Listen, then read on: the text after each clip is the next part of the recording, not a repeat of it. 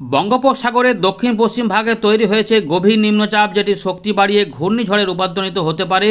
ইতিমধ্যে আবহাওয়া দপ্তর সেই রকমই খবর কিন্তু দিচ্ছে, অতি গভীর নিম্নচাপে পরিণত হচ্ছে সিস্টেমটি। দক্ষিণ পশ্চিম বঙ্গোপসাগরে উপকূলে যে তামিলনাড়ু এবং অন্ধ্রপ্রদেশের ভাগ রয়েছে সেখানে সম্ভবত এটি আছড়ে পড়তেও পারে, অথবা কিছুটা উত্তর দিকে যেতেও পারে। আপাতত কিছুটা উত্তর দিক বরাবর এগোতে পারে দক্ষিণ পশ্চিম বঙ্গোপসাগরে। যদি এই ঘূর্ণিঝড়টি তৈরি হয়ে যায় তাহলে তার নাম হবে দিতোয়া, যেটি ইয়ামেন নাম দিয়েছে। এদিকে চাষি ভাইদের জন্য কি বৃষ্টিপাতের খবর আছে কি নেই? আপাতত আমরা গত দুটো আপডেটে দেখছিলাম যে বাংলায় বৃষ্টিপাতের সম্ভাবনা নাই, কারণ এই মুহূর্তে যদি ঘূর্ণিঝড় চলে আসছে তাহলে কিন্তু চাষি ভাইদের কপালে দুঃখ থাকতো। ফলে ধান চাষিদের জন্য একটা কিন্তু সুখবর রয়েছে যে সম্ভাবনা অনেকটাই কম যে বৃষ্টিপাত না হওয়ার দিকেই গড়াচ্ছে আপাতত আগামী আবহাওয়া পরিস্থিতি। যদিও দক্ষিণ ভারত অবশ্যই এতে দুর্যোগপূর্ণ অবস্থার মধ্যে পড়বে, কিন্তু আমাদের বাংলাতে সেই সম্ভাবনা অনেকটা কম। তবে আবহাওয়ার আপডেটে অনেক কিছু পরিবর্তন হয়, কখন কি হয় বোঝা যায় না, মাঝে মাঝে বিভিন্ন গতি প্রকৃতি অনুযায়ী পরিবর্তন হয়ে যায়। এদিকে ঠান্ডা কিন্তু বাড়তে চলেছে, আমাদের ডিসেম্বর মাসেই কিন্তু হাড় কাঁপানো ঠান্ডায় কাঁপাবে গোটা বাংলাকে। উত্তর পশ্চিম দিক থেকে ইতিমধ্যেই উত্তরে হাওয়া আসতে শুরু করেছে, ফলে তাপমাত্রা বেশ কিছুটা নেমেছে। আমাদের গাঙ্গেয় পশ্চিমবঙ্গের পশ্চিমের দিকের বেশ কিছু অংশে তাপমাত্রা 12 থেকে 14-র মধ্যে ঘোরাফেরা করছে, এবং কলকাতা তার সংলগ্ন জেলাগুলিতে 16 ডিগ্রি থেকে 18 ডিগ্রির মধ্যে বা 18.56 এর মধ্যে ঘোরাফেরা করছে। কলকাতা, দমদম, কলকাতা, আলিপুর এইগুলোতে কিন্তু মোটামুটি 18 থেকে 19-এর মধ্যে ঘোরাফেরা করলেও বাকি জায়গাগুলোতে 16 থেকে 17-এর মধ্যে। আর পশ্চিমের দিকে সমস্ত জায়গার তাপমাত্রা 12 থেকে 14 কি 14.5-র মধ্যে ঘোরাফেরা করছে, এবং ডিসেম্বর মাসের দ্বিতীয় সপ্তাহের মধ্যে এগুলো কিন্তু অনেকটাই কমে যেতে পারে, এবং কলকাতার তাপমাত্রা 15 ডিগ্রির তলায় চলে আসবে, এবং জোরালো ঠান্ডা এবং শীত আসবে। মাঝে মাঝে শৈত্যপ্রবাহ পরিস্থিতিও আমরা দেখব। ইতিমধ্যে ঝঞ্ঝার একটা পরিবর্তনের জন্য পরিস্থিতির জন্য যেটা রয়েছে, দেখুন এখানে একটু মেঘলা মেঘলা আকাশ রয়েছে, এগুলো আস্তে আস্তে সরে যাবে, তারপর আবার ঠান্ডা বাড়বে। তাই এটার জন্য একটু তাপমাত্রা সামান্য একটু অদল বদল হবে এরকমই রয়েছে। চলুন আমরা প্রথমে দেখে নিই আবহাওয়া দপ্তর কী বলছে, আজ কি কি সিস্টেমগুলি নিয়ে খবর দিয়েছে, তারপর আমরা এখান থেকে শুরু করব, দেখতে থাকুন।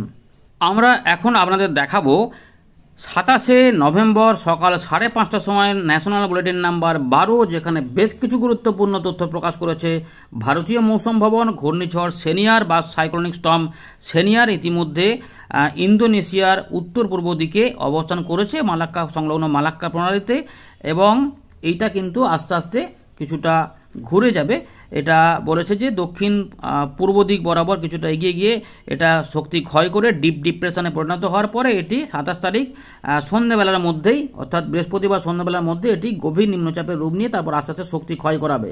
তার ট্র্যাক একটা দিয়েছে আবহাওয়া দপ্তর যে 27 তারিখ সারাদিনব্যাপী সাইক্লোনিক স্টর্ম অর্থাৎ ঘূর্ণিঝড় থেকে অতি গভীর নিম্নচাপ এবং তার থেকে গভীর নিম্নচাপে রূপ নেবে। ধীরে ধীরে শক্তি 60 থেকে 70, 55 থেকে 65, 50 থেকে 60 এবং 45 থেকে 55 কিলোমিটারে চলে আসবে, তারপর আস্তে আস্তে আরও কমাবে। এইটা রয়েছে প্রথম যে ঘূর্ণিঝড় যেটা ওইখানে তৈরি হয়ে গেছিলো। এবার আমাদের বঙ্গোপসাগরে যে দুর্যোগপূর্ণ পরিস্থিতি তৈরি হচ্ছে, ইতিমধ্যে কিছুটা তৈরি হয়েছে, তার আরও কিছু পরিস্থিতি হবে, সেগুলো নিয়ে খবর দিয়েছে ভারতীয় মৌসুম ভবন। ডিপ্রেশন অর্থাৎ গভীর নিম্নচাপ তৈরি হয়ে গেছে দক্ষিণ পশ্চিম বঙ্গোপসাগর সংলগ্ন দক্ষিণ পূর্ব শ্রীলঙ্কা এবং নিরক্ষীয় ভারত মহাসাগরের কাছে। এই গভীর নিম্নচাপ যেটা তৈরি হয়ে গেছে 27 তারিখ ভোরের দিকে, দেখুন 2:30 অর্থাৎ ভোরের দিকে, জাস্ট ভোরের একটু আগে রাত পার হয়ে সেইখান থেকে কিন্তু এটা আস্তে আস্তে এবারে শক্তি বাড়াচ্ছে। এরপরে কি পরিস্থিতি হবে, তো আবহাওয়া দপ্তর বলছে যে এবারে এটা কিছুটা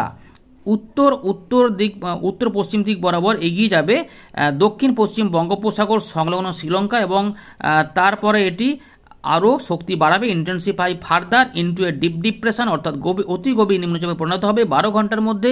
তারপর সেটি আরও, দেখুন it is very likely to intensify further, অর্থাৎ অতি গভীর নিম্নচাপের পরবর্তী ধাপে যেতে পারে বলে অনুমান করছে আবহাওয়া দপ্তর, এবং তারপর এটি শক্তি বাড়িয়ে উত্তর পশ্চিম দিক বরাবর আরও এগোবে এবং এগিয়ে যাবে এটা দক্ষিণ পশ্চিম বঙ্গোপসাগর বরাবর এই শ্রীলঙ্কার উপকূল ধরে এটা চলে যাবে উত্তর তামিলনাড়ু থেকে দিকে, এবং পুদুচেরি সংলগ্ন যে দক্ষিণ অন্ধ্রপ্রদেশ উপকূল রয়েছে সেখানে পরবর্তী 48 ঘন্টার মধ্যে এটি পৌঁছে যাবে, এমনই কিন্তু বলেছে। এর ফলে আবহাওয়া দপ্তর বেশ কিছু সতর্কতা জারি করেছে। বৃষ্টিপাতের সতর্কতা থাকবে আমাদের নিকোবর দ্বীপপুঞ্জে ভারী অতি ভারী বৃষ্টিপাত, আন্দামান দ্বীপপুঞ্জে ভারী বৃষ্টিপাত, তামিলনাড়ু পুদুচেরির উপকূলে থাকবে ভারী অতি ভারীর সঙ্গে প্রবল বর্ষণ এক্সট্রিম হেভি রেনফল সম্ভাবনা রয়েছে।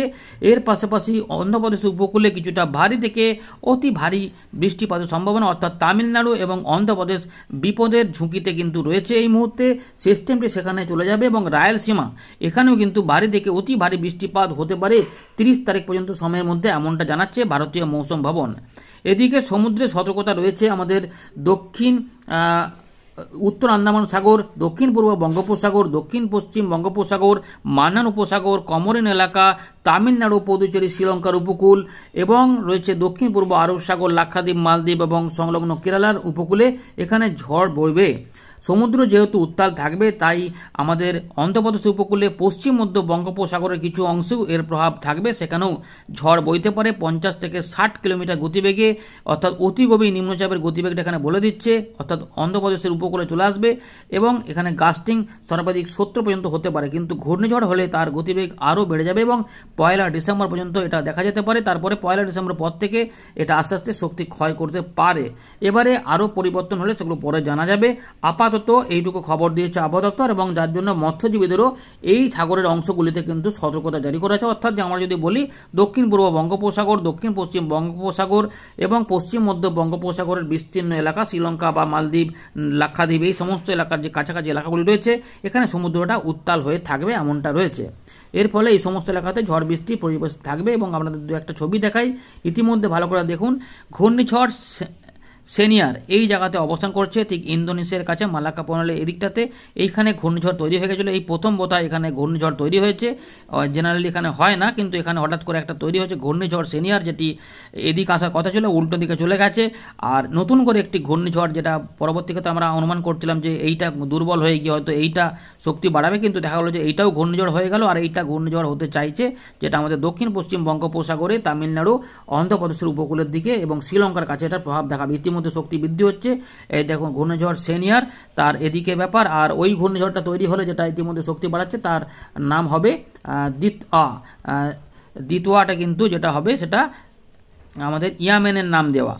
আমরা ফেরত চলে এলাম উইন্ডির লাইভ স্ক্রিনে। দুটি ঘূর্ণিঝড়ের সম্ভাবনা একটি তৈরি হয়ে গেছে, যেটা আমরা দেখাচ্ছি। দেখুন এইখানে রয়েছে ঘূর্ণিঝড় সেনিয়ার, যার জন্য এই ইন্দোনেশিয়া, মালাক্কা প্রণালীর কাছাকাছি সমস্ত এলাকাতে ঝড় বৃষ্টি সময় কিন্তু হচ্ছে এবং এটা ধীরে ধীরে শক্তি ক্ষয় করবে, কিন্তু এগুলো এখন দুর্যোগের মুখে কাজ করছে, দুর্যোগপূর্ণ অবস্থা হয়ে গেছে। আর এইখানে ঘূর্ণিঝড় তৈরি প্রক্রিয়া আবার শুরু হয়েছে নতুন করে, নতুন ঘূর্ণিঝড়ের আশঙ্কা, যেটি ইতিমধ্যে অতি গভীর নিম্নচাপের রূপ নিচ্ছে। এই যে আমাদের শ্রীলঙ্কা দক্ষিণ পূর্ব এলাকা, কমরিন এলাকা, এর পাশাপাশি আমাদের দক্ষিণ পশ্চিম বঙ্গোপসাগরের এই এলাকাগুলিতে এটি প্রভাব খাটাচ্ছে এবং পরের দিকে এটি বলেছে যে এই দিক বরাবর এগিয়ে আসবে এই দক্ষিণ অন্ধ্রপ্রদেশ, অর্থাৎ এই এলাকা পর্যন্ত এটার ব্যাপার থাকছে। তাই এই জায়গাগুলো আপাতত সতর্কতা থাকছে। আমাদের বাংলার দিকে কিছু হবে কি হবে না সেটা আমরা দেখার চেষ্টা করব। আপাতত বাংলার আবহাওয়া শুষ্ক থাকবে এবং শুকনো থাকবে এবং ঠান্ডা ভাবটা থাকবে, সামান্য দু এক জায়গায় অল্প স্বল্প কুয়াশা পড়তে পারে। চলুন এবার আমরা ট্র্যাক করে দেখে নিই যে ঘূর্ণিঝড় যদি হয় তাহলে সেটা কোন দিকে আঘাত করবে এবং তার পরিস্থিতি কী হতে পারে। তো এই মুহূর্তে শক্তি যেহেতু বাড়াচ্ছে, অতি গভীর নিম্নচাপের রূপ নিচ্ছে এবং সেটা দেখুন কোন দিকে যাচ্ছে আমরা ট্র্যাক করছি। এই যে দক্ষিণ পশ্চিম বঙ্গোপসাগর দিকে আসবে, তামিলনাড়ুর কাছাকাছি আপাতত দেখা যাচ্ছে, এখান থেকে উপকূল ঘেঁষে ঘেঁষে কিছুটা উত্তর দিকে উঠছে। কতটা যাচ্ছে আপাতত দেখা যাচ্ছে এই মুহূর্তে 30 তারিখের দিক পর্যন্ত, 30 তারিখে এটা তামিলনাড়ুতেই আঘাত করতে চাইছে। এবারে দেখে নেব যে ঘূর্ণিঝড়টা হবে কি হবে না, সম্ভাবনা কতটা রয়েছে। তো ইতিমধ্যে আবহাওয়া বলেছে যে অতি গভীর নিম্নচাপ, তারপরে শক্তি একটু বাড়াতে পারে। যদি হয় তাহলে কিন্তু ম্যাক্সিমাম যেটা বুঝতে পারছি যেখানে সাধারণ ঘূর্ণিঝড় হতে পারে। এটা আমরা এখানে যদি মেপে দেখাই তাহলে কত কিলোমিটার, 77 কিলোমিটার বায়ুর ঝাপটা বাজাচ্ছে, তাহলে বায়ুর গতিবেগ কত হবে দেখা যাক। এখনও পর্যন্ত এই মুহূর্তে কিছু পরিবর্তন মনে হচ্ছে হয়েছে, এখনও পর্যন্ত ওই 55-56 কাছাকাছি হতে দেখা যাচ্ছে, 55-54 কাছাকাছি, মানে গভীর নিম্নচাপ হয়ে গেছে, কিন্তু এটা আর কতটা যেতে পারে এই জায়গায় একটু দেখা যাক। এখানে কিন্তু আমরা দেখতে পাচ্ছি যে 62-63 কিলোমিটার পর্যন্ত পাওয়া যাচ্ছে, অর্থাৎ ঘূর্ণিঝড় হতেও পারে অথবা অতি গভীর নিম্নচাপ হিসাবে এটাই প্রবেশ করে যেতেও পারে। এই মুহূর্তে কিন্তু আমরা দেখতে পাচ্ছি যে শক্তি বাড়ালে এরকম হতে পারে। দেখা যাক, এখানে যে আমরা গতিবেগ আপাতত এখনও 70 পাচ্ছি, যে শ্রীলঙ্কার উপকূলের কাছাকাছি জায়গাতে দক্ষিণ পশ্চিম বঙ্গোপসাগরে একটা সাধারণ ঘূর্ণিঝড়ের রূপ নিতেও পারে। দেখুন বায়ুর গতিবেগ এই মুহূর্তে কিন্তু আমরা 70 পর্যন্তই মাপতে পারছি। এই জায়গাগুলোতে 70 ম্যাক্সিমাম পাওয়া যাচ্ছে। তো অর্থাৎ এই যে জায়গাটা ভালো করে দেখুন, এই জায়গাটাতে যেখানে শক্তি বাড়াচ্ছে আস্তে আস্তে শ্রীলঙ্কার উপরে কিন্তু এই মুহূর্তে দুর্যোগ চলছে। তো এইখানে কিন্তু এখানেই অতি গভীর নিম্নচাপ হয়ে ঘূর্ণিঝড়ের রূপ নিয়েও নিতে পারে। তারপর এটা আস্তে আস্তে যদি নাও হয় তাহলে ওই অতি গভীর নিম্নচাপ আকারেই সেটা ধীরে ধীরে উঠে গিয়ে আবার গভীর নিম্নচাপ হয়ে যাবে এবং তামিলনাড়ুর দিকে, বিশেষ করে চেন্নাই পর্যন্ত এলাকাতে, এই এলাকা পর্যন্ত এর প্রভাবটা থাকবে এবং আশা কিছুটা আমাদের এই অন্ধ্রপ্রদেশের দক্ষিণ ভাগ, এটা কিন্তু এই মুহূর্তে বোঝা যাচ্ছে যে এই সিস্টেমটা এরকমভাবে একটা হতে পারে। তাই এটা যদি হয় তাহলে আমাদের বাংলাতে কোনো ভয় নেই। আর দক্ষিণ চীন সাগরের দিকে এখানে ভিয়েতনামের কাছে আবার দুর্যোগের ঘনঘটা। তো এই পরিস্থিতি কিন্তু আমরা দেখতে পাচ্ছি। চলুন একবার জিএফএসটাও দেখে নেওয়া যাক এই মডেলটাতে কি বলছে। জিএফএস মডেল দেখা যাচ্ছে একই জায়গাতে দেখা যাচ্ছে। জিএফএস মডেলও বলছে যে এটা ওই জায়গা থেকেই, অর্থাৎ এটা কিন্তু মোটামুটি পরিষ্কার। যখন এই দুটো মডেল আমরা দেখতে পাচ্ছি একই রকম দেখাচ্ছে, মানে প্রায় ওইটাই ঘটবে। তার মানে এটা মোটামুটি বলে দেওয়া যায় যে এইটা অন্ধ্রপ্রদেশ বা তামিলনাড়ুর দিকেই এটা আঘাত এনে দেবে এবং এর প্রভাব আমাদের বাংলাতে কোনোভাবে আসবে না। যেটা আমাদের গত আপডেটেও আমরা বলেছিলাম যে সম্ভাবনা থাকছে, যেহেতু এটা এই দিক থেকে উৎপন্ন হচ্ছে, এই দিক থেকে ঘুরে ঘুরে যাচ্ছে, তাই এটা এইখানে দক্ষিণ ভারতেই হানা দেবে। তাই আমাদের বাংলার দিকে এটা কোনোভাবে আসার কিন্তু সম্ভাবনা নাই। এই মুহূর্তে দেখুন এরকম করে দেখা যাচ্ছে। তাহলে বৃষ্টিপাত ভারী, অতি ভারী, প্রবল ভারী বর্ষণ আমরা এটা দেখতে পাবো যে কিছুটা তামিলনাড়ু, তারপরে শ্রীলঙ্কা এবং আমাদের অন্ধ্রপ্রদেশের কিছুটা দক্ষিণ ভাগ এবং এখানে তেলেঙ্গানার কাছাকাছি কিছু এলাকা, অর্থাৎ রায়লসীমার কাছাকাছি কিছু এলাকাতে এই ভারী, অতি ভারী, প্রবল বর্ষণ হবে। অর্থাৎ বাংলার জন্য এই মুহূর্তে কিন্তু আমরা বৃষ্টিপাতের কোনো খবরটা পাচ্ছি না, যদিও এতটা পর্যন্ত মেঘ আসতে পারে। চলুন দেখে নেওয়া যায় যে মেঘলা আকাশ হবে কি হবে না। একটুখানি সামান্য মেঘলা আকাশ হবে, পরোক্ষ প্রভাবও যে বিরাট আকারে পড়বে সেরকম নয়। দেখা যাচ্ছে যে বৃষ্টিপাতের মেঘ কিন্তু আমরা দেখতে পাচ্ছি যে ওই অন্ধ্রপ্রদেশের পর্যন্তই যাচ্ছে। এখানে একটু ঝাপসা আকাশ হয়তো হতে পারে, হয়তো 2-1 ডিগ্রি তাপমাত্রা তার জন্য বাড়তে পারে একটুখানি সামান্য বাধার জন্য, কিন্তু বৃষ্টিপাতের মেঘ আপাতত আমরা দেখতে পাচ্ছি যে 7 তারিখ, 8 তারিখ, 9 তারিখ, 10 তারিখ বা 11 তারিখ পর্যন্ত নেই। হয়তো 2-1 টাকা ঝঞ্ঝা টুকটাক আসতে পারে, যে ঝঞ্ঝা ঢুকতে পারে, তার ফলে তাপমাত্রা ওঠানামা করতে পারে। কিন্তু আমরা যেটা দেখবো যে তাপমাত্রা তার মানে কিন্তু কমে যাবে। অর্থাৎ বাংলাতে এই মুহূর্তে চাষিবাদের জন্য ভালো খবর যে বৃষ্টিপাতের কোনো খবর নেই, শুকনো আবহাওয়া পাওয়া যাবে। আমাদের যে সমস্ত কাজকর্ম আছে সেগুলো করে নেওয়ার পরিকল্পনা করা যেতে পারে। তবে আবারও বলবো নজরও কিন্তু নিয়মিত রাখবেন। আবহাওয়ার খবর কোনো কিছু হলে অবশ্যই জেনে যাবেন। আপাতত কিন্তু বৃষ্টিপাতের খবর 1 তারিখ পর্যন্ত নাই বললেই চলে। তারপরে যদি কোনোভাবে আসে তাহলে 2 বা 3, সেটা আপাতত হালকার দেখা যাচ্ছে। এবারে ওই সিস্টেমটি কোন দিকে বাঁকবে ডাকবে তার উপর নির্ভর করবে, আপাতত নেই এই মুহূর্তে। তাহলে তাপমাত্রা আমরা যেটা দেখবো যে তাপমাত্রা কিন্তু কমার দিকে থাকবে। তো এই মুহূর্তে আমরা দেখতে পাচ্ছি যে 13 ডিগ্রি আশেপাশে, 12 থেকে 13 মধ্যে কি 14 মধ্যে পশ্চিমের দিকে জেলাগুলিতে থাকবে এবং সেটাই চলবে। এবং আমরা দেখবো যে 2 তারিখে একটু মেঘলা মেঘলা আকাশ হতে পারে। এই 2 তারিখের পর থেকে কিন্তু তাপমাত্রা পাল্টাবে। এখানে আমরা দেখতে পাচ্ছি যে ঠিক 7 তারিখে দেখো প্রথম সপ্তাহের শেষ দিক থেকে তাপমাত্রা নামবে। এখানে 7 তারিখে 11, 8 তারিখে 10, 9 তারিখে 9, এরকম করে 9, 10 মতো। অর্থাৎ কোনো কোনো জায়গার তাপমাত্রা আমরা দেখবো যে 9 বা তার নিচেও চলে আসতে পারে। এই মুহূর্তে কিন্তু এইটুকুই আপডেট রয়েছে। ধন্যবাদ।